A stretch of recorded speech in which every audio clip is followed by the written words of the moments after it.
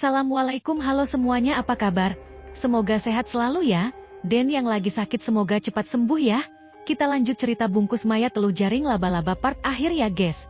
Yuk kita mulai. Sementara Indra, ia hanya duduk termenung di depan gubuk, bersandar di bangku panjang yang terbuat dari bambu, dengan kedua tangan mengapit bagian belakang kepala. Wajahnya datar, seakan ada sesuatu yang difikirkan. Andai aku tahu dari awal, mungkin tidak akan terjebak dalam situasi seperti ini. Indra berbicara pada dirinya sendiri, menuangkan rasa penyesalannya. Apa yang dikatakan Rizal memang benar. Seharusnya aku langsung pulang. Wah, kenapa urusannya jadi runyam begini, sih? Bangsat, umpatnya. Kenapa kamu, Indra? Tanpa Indra sadari, rupanya Pak Giman sudah berdiri di samping gubuk, dengan penampilan sama seperti sebelumnya, yang hanya bertelanjang dada, badannya basah penuh keringat. Pak Giman, sesejak kapan Bapak ada di sini? Tanya Indra gugup, khawatir jika Pak Giman mendengar semua perkataannya. Baru saja saya sampai, jawab Pak Giman, berjalan mendekati Indra dan duduk di sampingnya. Saya dengar tadi kamu bicara sendiri. Ada masalah apa, Indra? Tidak apa-apa, Pak. Saya hanya kesal sama Andris. Indra sengaja berbohong agar Pak Giman tidak curiga. Ya sudah kalau begitu, saya pulang dulu, ya, ucap Pak Giman, dan ditanggapi anggukan oleh Indra. Langit sudah terlihat cerah, matahari pun sebentar lagi akan terbit. Indra masih saja duduk di depan gubuk, wajahnya kuyu dengan rambut acak-acakan, seperti orang yang hilang kejiwaan. Hingga sampai jam 7 pagi, Indra belum juga beranjak dari tempat duduknya. Mulutnya terus saja bergumam, keranda mayat. Tidak lama kemudian, Indra melihat Pak Giman datang membawa 2 bekal makanan. Sudah menjadi kebiasaan, setiap pagi Pak Giman selalu membawa bekal untuk mereka sarapan. Indra bangkit dari tempat duduknya, mengelap wajah menggunakan baju yang ia kenakan, lalu duduk kembali dengan kedua kaki selonjor ke depan. Begitu Pak Giman tiba di depan gubuk, Indra langsung merubah sikap, dan langsung menyapanya, "Selamat pagi, Pak." "Pagi," balas Pak Giman sambil menaruh bekal makanan di samping Indra. "Andris belum bangun, Indra?" "Belum, udah kayak kebo dia kalau tidur," ucap Indra. "Saya kesini cuma mengantar makanan saja, tidak bisa berlama-lama, karena masih banyak kerjaan," ucap Pak Giman. Seakan tidak peduli dengan alasan Pak Giman, Indra hanya mengangguk sembari tangannya mengambil sebungkus nasi, lalu memakannya pagi itu juga. Sesuap demi sesuap, sebungkus nasi itu pun habis dilahapnya. Selesai makan, Indra beranjak ke dalam membangunkan Andris yang masih mendengkur, sekalian cuci tangan ke belakang gubuk. "Dris, bangun," ucap Indra sebelum melangkah ke belakang. Setelah mencuci tangan, dan ketika hendak kembali ke dalam, tiba-tiba kepala Indra terasa pusing, pandangannya pun menjadi kabur. Mungkin karena Indra tidak tidur semalam, sehingga menyebabkan mata dan otaknya lelah. Indra berjalan perlahan, tangannya meraba-raba dinding gubuk, kedua kaki rasanya sudah tidak kuat lagi menopang. Sesampainya di dalam, Indra langsung menjatuhkan diri di atas ranjang. "Bo!" Andris yang dikagetkan oleh suara gebrakan menghantam ranjang. Seketika itu, ia langsung terbangun. Dilihatnya, Indra sudah terkapar dalam keadaan tengkurap.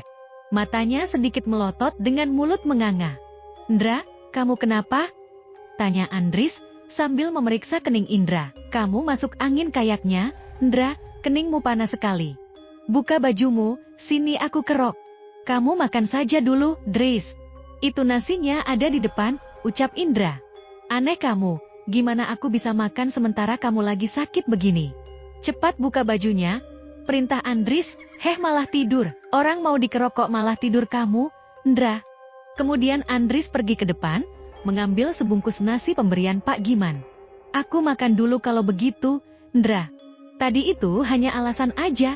Sebenarnya aku lapar banget," ucapnya, dan duduk di samping Indra yang sudah tidak sadarkan diri. Andris membuka bungkusan daun pisang tersebut, di dalamnya terdapat telur dadar dan sayur kangkung. Baru 2 suapan yang masuk ke dalam mulut, tiba-tiba Indra memuntahkan isi perutnya, tepat di depan Andris yang sedang makan. Kotoran yang keluar dari mulut Indra berceceran di ranjang, dan sedikit mengenai tangan Andris. Seketika itu Andris langsung berpaling dari Indra. "Awih, tih, kamu muntah gak kira-kira, Indra? Gak lihat orang lagi makan? Apa?" Belum sempat Andris beranjak, Tiba-tiba pandangannya dikagetkan oleh beberapa serangga seukuran jari kelingking, keluar dari mulut serta hidung Indra. Andris terdiam sembari menelan ludah, mulutnya gagap dengan tangan menunjuk ke arah Indra. Sesaat setelah melihat pemandangan yang menjijikan itu, Andris merasa ada sesuatu yang bergerak di tenggorokannya. Kedua tangan Andris langsung memegang leher, dengan mata mendelik menahan kesakitan. Bomget. Fluh. Seekor laba-laba sebesar jempol kaki orang dewasa keluar dari mulut Andris. Secara perlahan kepalanya terasa pusing, keseimbangan badannya sudah tidak bisa terkontrol lagi. Seketika itu, Andris jatuh tersungkur ke lantai. Apa yang menyebabkan mereka mengalami sakit aneh seperti itu? Apakah karena makanan pemberian dari Pak Giman? Lalu, bagaimanakah nasib Indra dan Andris? Menjelang tengah malam, Indra, yang baru saja sadarkan diri, saat ini ia tidak tahu keberadaannya di mana, semuanya terlihat gelap tanpa ada sedikit pun cahaya. Dris, seru Indra. Tidak ada sahutan selain pantulan suara. Dari pantulan suaranya yang terdengar, Indra baru menyadari bahwa dirinya berada di dalam ruangan. Kemudian Indra bangkit dari tempatnya berbaring, berjalan dalam gelap dengan kedua tangan lurus ke depan, layaknya seperti orang buta. Andris, seru Indra sembari mencari jalan keluar. Baru beberapa langkah Indra berjalan, tiba-tiba kakinya tersandung sesuatu, sehingga menyebabkan dirinya terjatuh. Tangan Indra meraba-raba, mencari sesuatu yang menghalangi jalannya tadi. Kerangka bambu, gumam Indra, tapi Indra teringat sebuah keranda yang dibuat oleh Pak Giman waktu lalu. Kemudian, Indra mencoba mengangkat keranda yang ada di depannya. Terasa berat, bahkan kedua tangan Indra tidak kuat untuk mengangkat keranda tersebut. Aneh, ada apa sih di dalamnya? Kenapa berat sekali? Karena penasaran, Indra memasukkan tangannya ke dalam keranda. Andris, ucap Indra, setelah mengetahui bahwa di dalamnya ada seseorang. Berkali-kali Indra menepuk wajah Andris, akan tetapi, Andris tidak juga sadarkan diri. Kemudian Indra menyeret keranda itu, mencari tempat yang cukup terang, agar bisa mengetahui kondisi Andris saat ini. Meski harus bersusah payah, menabrak dinding, kaki terkilir hingga terjatuh, Indra tetap menyeretnya mencari jalan keluar. Tidak jauh dari hadapannya, Indra melihat cahaya masuk ke dalam ruangan. Kemungkinan itu adalah jalan utama yang menuju ke pintu depan. Indra terdiam sejenak menghela napas dalam-dalam, lalu menyeret kembali keranda itu dengan sisa tenaganya. Muah, badanmu berat banget, Dris, ucap Indra setelah sampai di depan pintu. Wajah Andris terlihat pucat seperti mayat, badannya terbungkus oleh kain hitam. Sesaat kemudian, secara tiba-tiba mata Andris melotot tajam. Kedua tangannya melambai keluar dari dalam keranda. Melihat hal itu, tubuh Indra seketika gemetar dan langsung menjauh dari samping Andris. Rasa capek seakan berubah menjadi rasa takut. Des, kamu tidak sedang bercanda, kan? Tanya Indra gugup. Sambil bergelut dengan rasa takut, perlahan, Indra berjalan mendekati Andris. Lalu, memperhatikan dengan seksama urat-urat yang menonjol di kedua tangan Andris, yang masih tegak lurus ke atas. Dris, ucap Indra sambil memegang tangan Andris mencoba untuk menurunkannya. Aharp.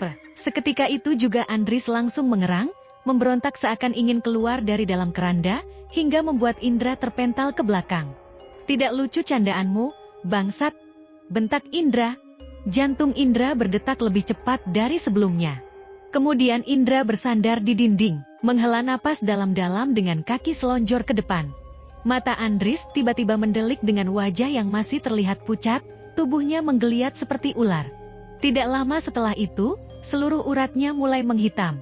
Sesaat kemudian Andris memuntahkan cairan kental kehitaman. Indra yang melihatnya secara langsung, dirinya baru menyadari bahwa saat ini Andris terkena teluh.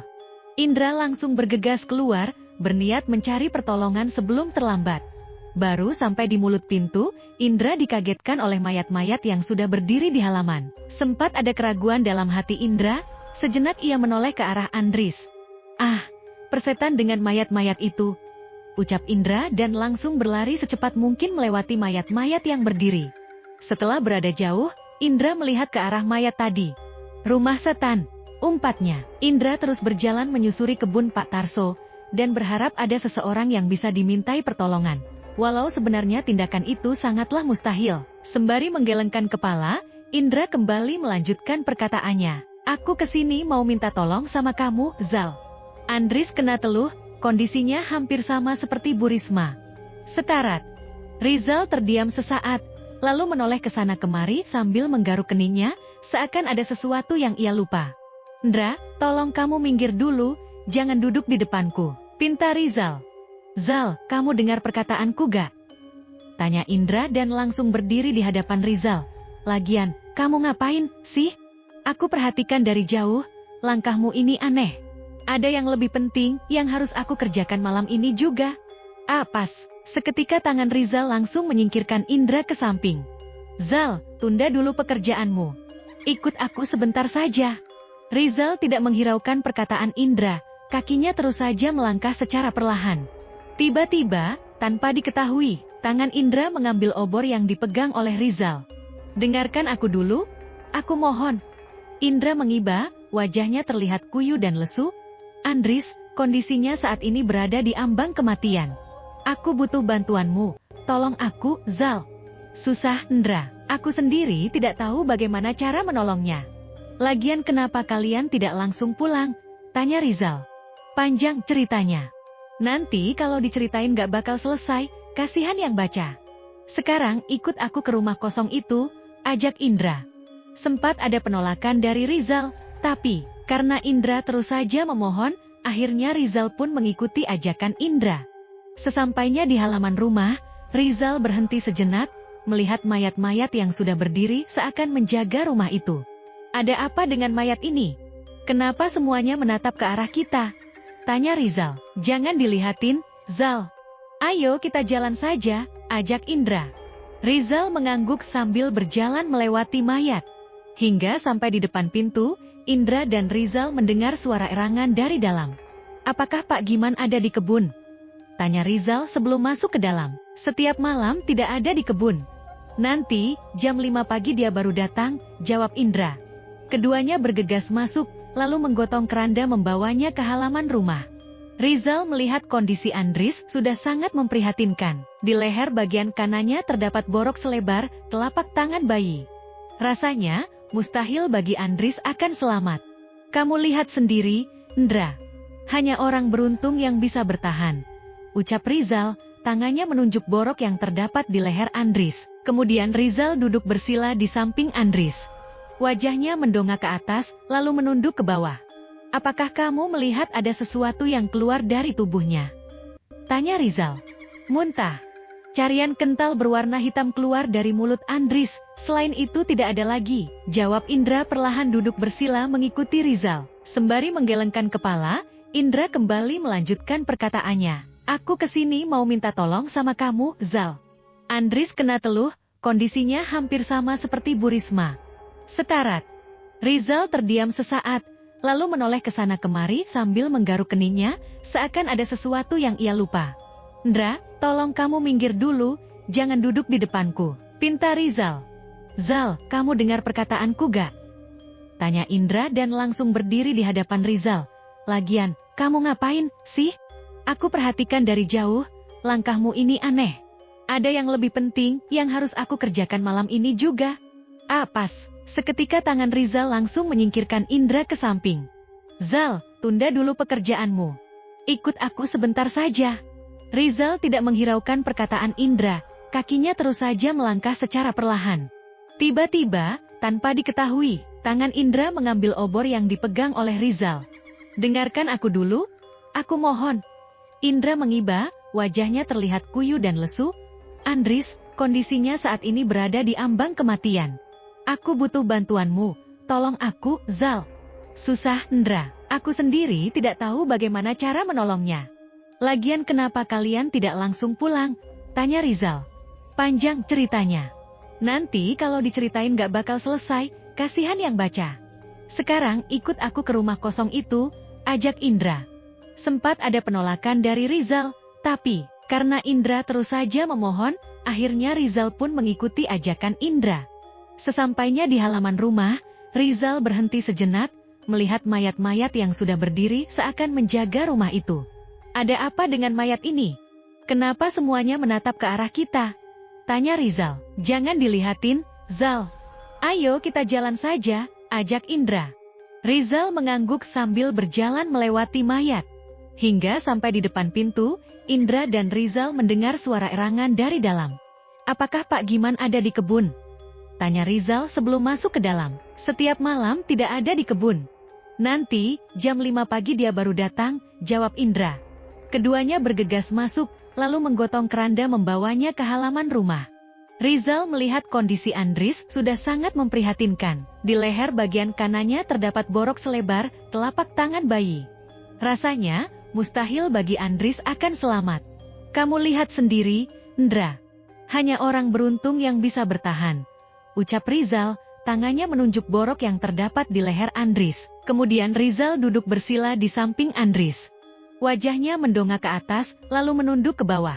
"Apakah kamu melihat ada sesuatu yang keluar dari tubuhnya?" tanya Rizal. "Muntah. Carian kental berwarna hitam keluar dari mulut Andris, selain itu tidak ada lagi," jawab Indra perlahan duduk bersila mengikuti Rizal. "Pejamkan matamu," perintah Rizal.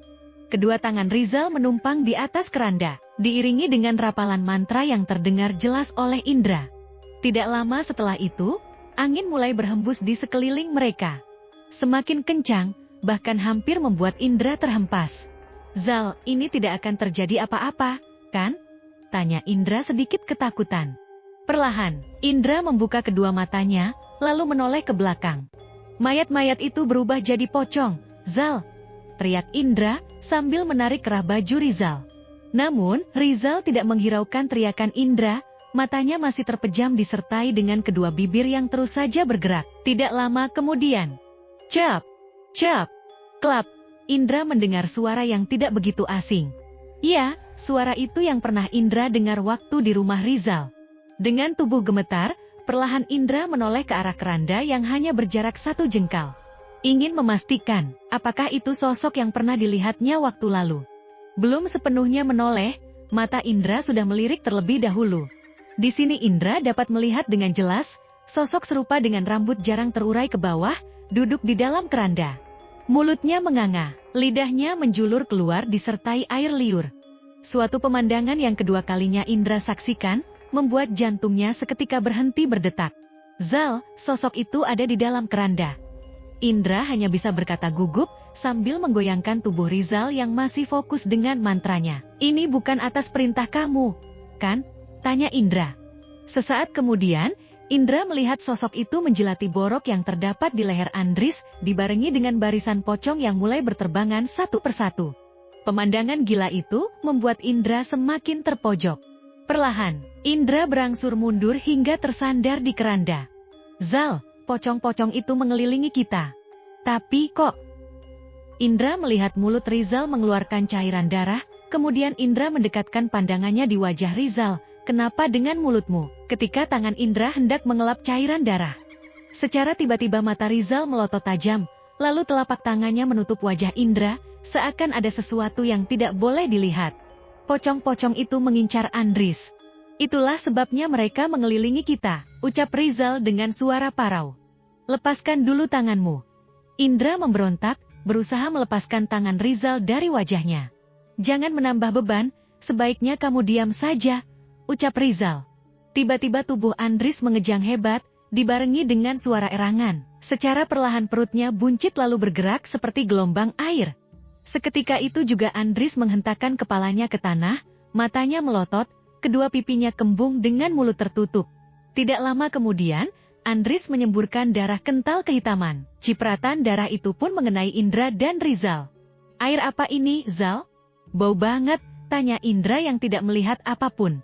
"Itu ludah pocong," jawab Rizal singkat.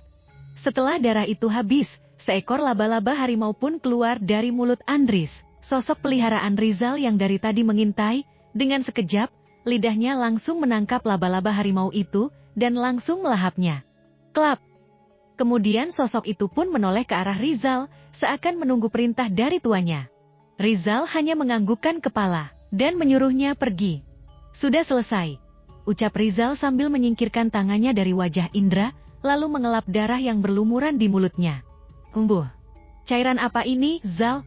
Menjijikan sekali," tanya Indra. "Sudah jangan banyak tanya, bersihkan saja," jawab Rizal. Kemudian Rizal mengajak Indra membongkar keranda dan mengeluarkan Andris yang belum sadarkan diri. Ketika mengangkat tubuh Andris, Indra melihat borok itu sudah tidak ada, bersih seperti sedia kala. "Kamu yang melakukan semua ini?" tanya Indra penasaran. "Bukan," jawab Rizal. Indra menoleh ke sana kemari, mencari sesuatu yang hilang dari pandangannya. "Zal, segerombolan pocong itu sudah pergi, begitu juga dengan sosok yang aku pelihara," jawab Rizal yang seakan tahu pertanyaan Indra. "Lalu, bagaimana dengan Andris? Apakah dia masih hidup?" tanya Indra. Rizal hanya menggelengkan kepala, tidak bisa memastikan hidup dan matinya. Tapi yang terpenting, saat ini kondisi Andris sudah ada perubahan, walaupun nafasnya tidak lagi berhembus. Cukup lama keduanya menunggu. Hingga pada akhirnya, Indra melihat jari jemari Andris perlahan bergerak. Indra pun mendekati Andris, lalu menempelkan telinganya di dada Andris. "Jantungnya masih berdetak," ucap Indra. Rizal langsung beranjak mendekati Andris, lalu memeriksa. Pukulan demi pukulan membuat jantung Andris berdetak lebih cepat. Suara keras itu seakan menarik Sukma kembali pada tubuhnya. "Dek!" Seketika kedua mata Andris langsung melotot, Indra pun menghentikan pukulannya tanpa diperintah. "Syukurlah kamu sadar, Dris. Sini aku bantu." Rizal menyeret Andris dan menyandarkannya pada dinding rumah. "Indra, Val, kita ada di mana?" tanya Andris dengan suara pelan. "Aku ingin pulang." Tubuh Andris masih terlihat lemah, dengan wajah menyamping ke kanan, disertai hembusan napas yang sesekali tersedak. "Indra, aku sudah tidak kuat lagi." Indra dan Rizal saling beradu pandang. Kemudian tangan Indra menekan dada Andris dan berkata, "Kamu harus kuat, aku janji akan membawamu pulang." "Indra, ada satu hal yang ingin aku katakan padamu. Tapi sebelumnya aku ingin meminta maaf, karena telah merepotkanmu selama ini." Belum selesai Andris berbicara, tangan Rizal langsung menutup mulut Andris. "Apa-apaan kamu, Zal? Kenapa kamu malah menutup mulutnya?" tanya Indra. "Biar dia tidak mati." "Maksudnya, kalau orang sudah menyampaikan pesan terakhir, biasanya dia langsung mati. Maka dari itu aku menutup mulutnya." Iya ya, aku baru kepikiran." "Ya sudah, sebaiknya kamu harus segera membawa Andris pulang," perintah Rizal dengan mata menatap tajam ke arah Indra. "Tapi Zal, dia belum sepenuhnya sembuh. Kelamaan, keburu Pak Giman datang." Kemudian Rizal mengangkat tubuh Andris, membantunya berdiri, lalu keduanya memapah Andris secara perlahan. "Hati-hati, Indra. Awas kepeleset," ucap Rizal. Setelah berada jauh dari rumah kosong, Rizal menghentikan langkahnya. "Aku hanya bisa mengantar kalian sampai di sini saja. Setelah melewati perbatasan itu, jangan sesekali menoleh ke belakang." Indra melihat patok perbatasan yang ditunjuk oleh Rizal, dan baru mengetahui bahwa perbatasan itu adalah jalan keluar. Padahal, sebelumnya Indra sudah memasukinya. "Tapi Zal, perbatasan itu kan tidak boleh dilewati," ucap Indra. "Kalian mau pulang tidak?"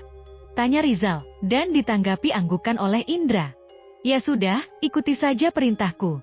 Tapi ingat, jangan menoleh ke belakang," ucap Rizal. "Setelah ini kamu mau kemana?" tanya Indra kembali. "Kamu tidak perlu tahu," jawab Rizal. Kemudian Indra memapah Andris secara perlahan, meninggalkan Rizal seorang diri di kebun Pak Tarso. Setelah sampai di perbatasan, Indra menoleh ke arah Rizal, disertai dengan lambaian tangan menandakan perpisahan. Rizal terdiam menatap, perlahan melambaikan tangannya, melepas kepergian Indra, dibarengi dengan senyuman. Semakin jauh, keberadaan Indra dan Andris tidak terlihat lagi. Rizal hanya bisa terkulai lemas, duduk di atas rerumputan.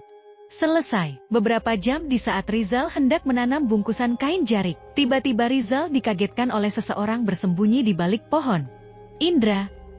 Rizal langsung terhenyak begitu mengetahui bahwa yang bersembunyi itu adalah Indra. "Kamu? Kenapa kamu tidak pulang?" "Bansat!" Pakaian Indra dipenuhi bercak darah. Kemungkinan itu adalah darah Andris. "Andris, mana? Aku titipkan pada orang lain. Tidak sanggup jika harus mengantarnya sampai ke rumah." "Dasar bodoh." Sebelum sesuatu hal buruk terjadi, Rizal mengajak Indra pulang ke rumahnya. Selama dalam perjalanan, Rizal terus saja mengumpat, memaki-maki Indra. Sesampainya di rumah, Rizal langsung menaruh barang-barangnya yang gagal ditanam, lalu bergegas ke sumur untuk membersihkan badan. Sementara Indra, ia hanya duduk di bangku panjang menunggu Rizal selesai mandi. Wajahnya celingukan melihat bangunan rumah. Tidak ada yang beda, masih terlihat seram seperti kemarin. Selesai mandi, tiba-tiba Indra mengajak Rizal menemui Andris. Mau apa lagi? Aku sudah tidak ada urusan dengan kalian. Dengarkan dulu penjelasanku, Zal. Selama aku mengikuti perjalananmu, aku sedikit memahami permasalahan yang kamu hadapi saat ini. Terus? Tanya Rizal sembari mengalihkan pandangannya dari wajah Indra.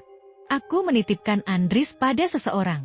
Orang itu mungkin bisa membantu menyelamatkan ayahmu. Aku tidak yakin. Kamu harus coba dulu, jangan bilang tidak yakin, ucap Indra memberi semangat pada Rizal.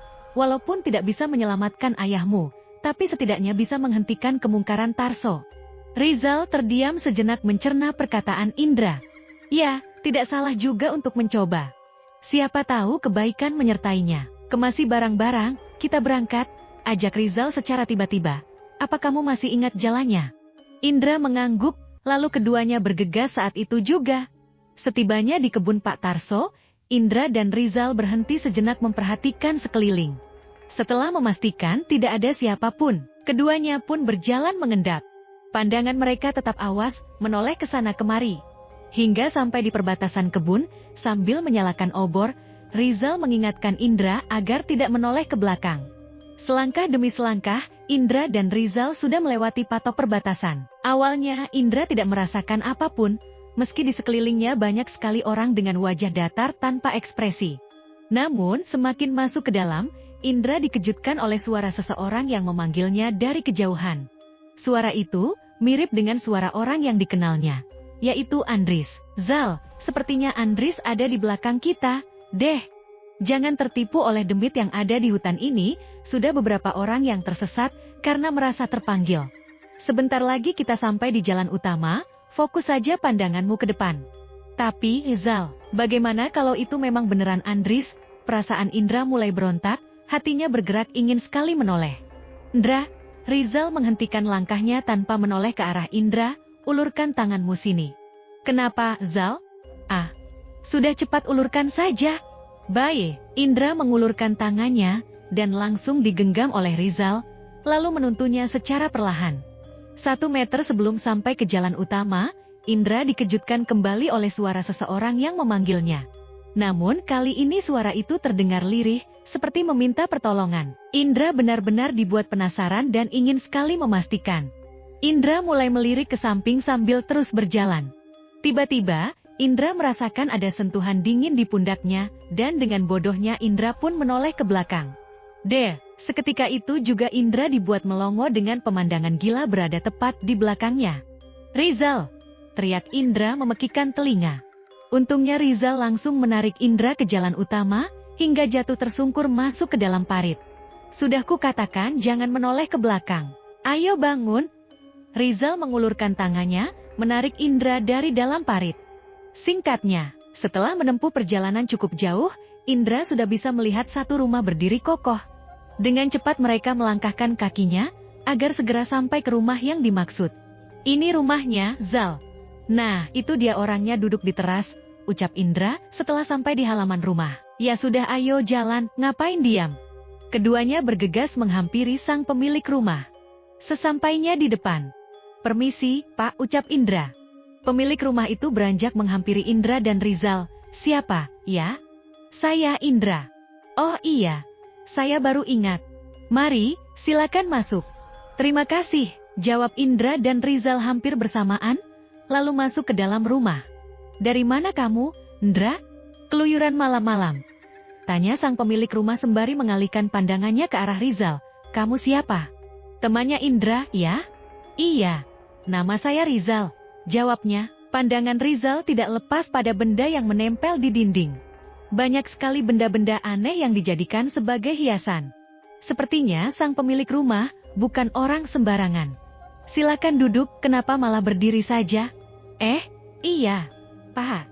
Rizal dan Indra hanya saling berdesakan, bingung mau memulai obrolan dari mana. Melihat sang pemilik rumah yang sudah berumur, rasanya tidak enak jika langsung mengutarakan maksudnya. Ayo, Zal. bisik Indra sembari menggerakkan sikunya ke punggung Rizal. Begini, Pak. Aduh gimana, ya? Kalau boleh tahu, nama Bapak siapa? Tanya Rizal gugup. Tarno. Nama saya Tarno. Mendengar sang pemilik rumah mengenalkan namanya, seketika itu, kedua mata Indra dan Rizal saling beradu pandang.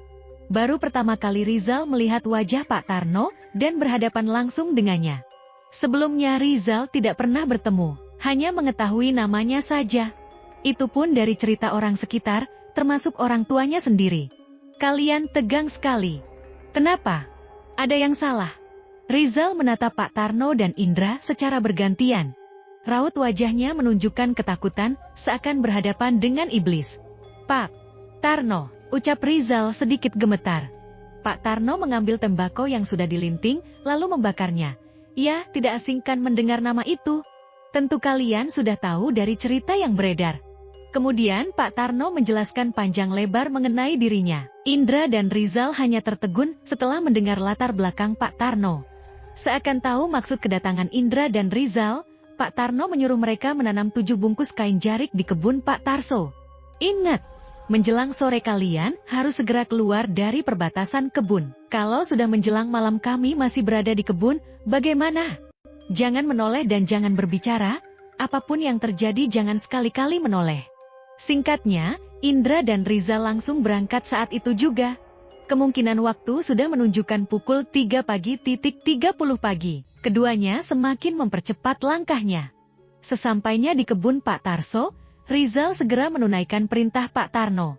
Tepat jam 6 pagi, 7 bungkus kain jarik itu sudah tertanam. Ayo kita pulang.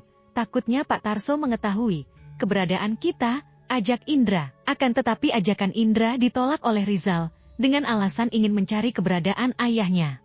Kalau kamu mau pulang, pulanglah sendiri.